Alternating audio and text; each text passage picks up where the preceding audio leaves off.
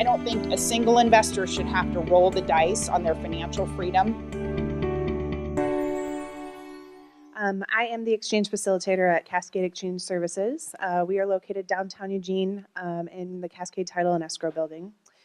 I'm going to talk to you tonight about 1031 exchanges. Are you guys familiar with them at all?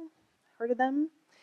Even if you don't plan to use or participate in an exchange right now, this is kind of some good information for you to have in your back pocket so that you are familiar with exchanges and know what your options are going forward.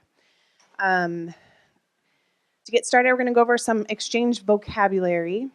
We've got a relinquished property. The relinquished property is the property that you would be selling, also known as the up leg of your exchange.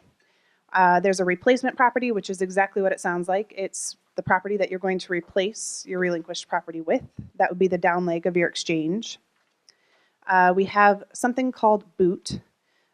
Boot is basically the money that you don't spend when you're doing the exchange. So your goal in a 1031 exchange is to go equal or up in value when you purchase.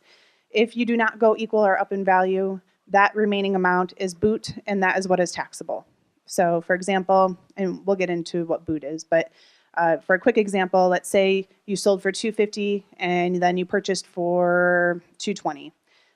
That $30,000 that you did not go equal or up in value, that is boot, and that is what you're taxed on. We have capital gains. If you're familiar with capital gains, basically what you do is you take your purchase price, what you purchased the property for, and then you subtract your sales price. So that amount there, basically your equity, that is capital gains, and that's the amount that you would be taxed on if you were not to do an exchange.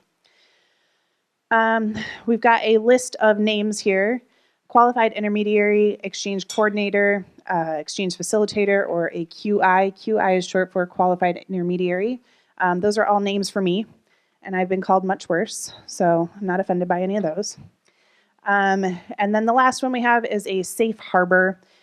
Those are basically a list of rules that the IRS has put forward and said if you follow these rules, we won't audit you, which we're happy when that happens. I don't think a single investor should have to roll the dice on their financial freedom.